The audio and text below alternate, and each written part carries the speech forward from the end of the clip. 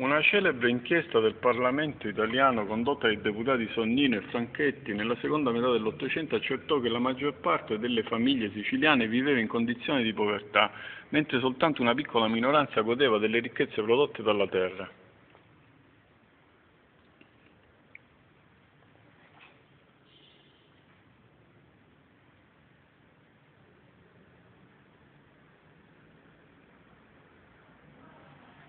L'aristocrazia, meno dello 0,1% della popolazione siciliana, possedeva il 99% delle terre.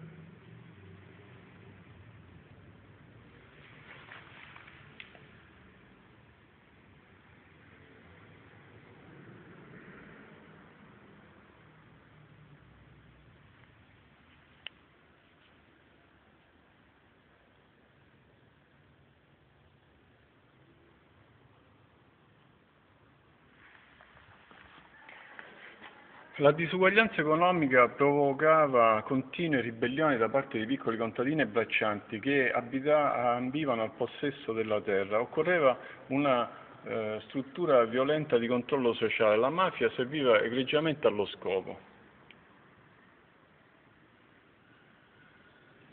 I campieri controllavano i braccianti.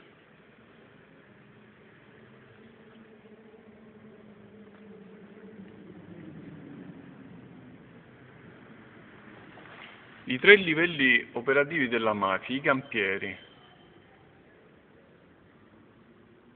che sorvegliavano i braccianti, i gabellotti, che affittavano le terre degli aristocratici, e il capomafia, che garantisce il sistema.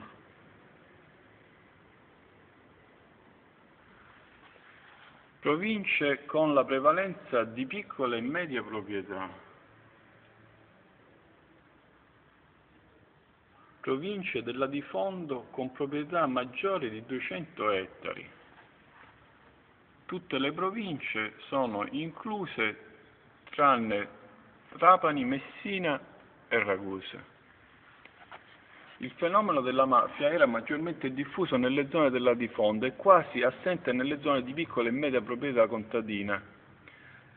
La lettera minatoria era il mezzo usuale con cui la mafia chiedeva soldi ai proprietari che non volevano assoggettarsi al loro dominio.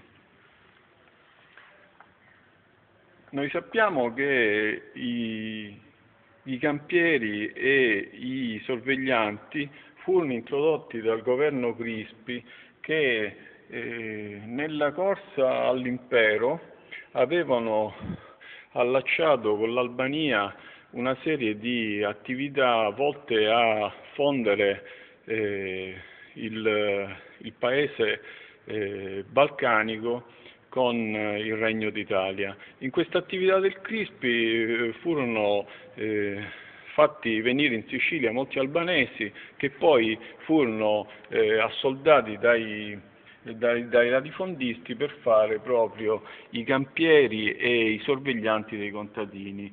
Molti di quei gabellotti e molti di quei campieri che sparavano sui siciliani erano in effetti gli amici albanesi di Crispi che erano stati assoldati dai latifondisti. Nel 1894, con una violenta ribellione, i contadini occuparono le terre e bruciarono i municipi di molti paesi della Sicilia. Il governo, guidato dal siciliano Francesco Crispi, interveniva proclamando lo stato d'assedio, inviando l'esercito e istituendo tribunali speciali. La repressione causò molte migliaia di morti e parecchi profughi politici. In queste immagini l'occupazione delle terre e l'assalto dei municipi.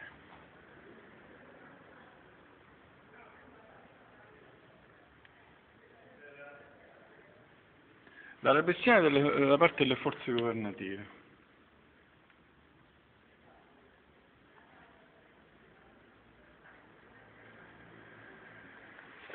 Un gruppo di socialisti santaninfesi espatriati in America dopo la repressione della ribellione, della rivolta. Saverio Giacalone, leader della rivolta a Santa Ninfa.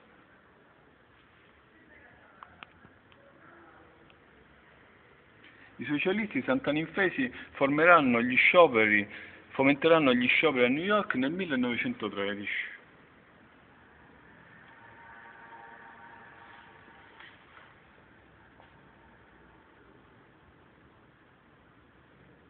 Santaninfa si trova nella valle del Belice, vicino Gibellina e Salemi. Questo passerà alla storia come il più grande movimento sindacale nella storia d'Italia.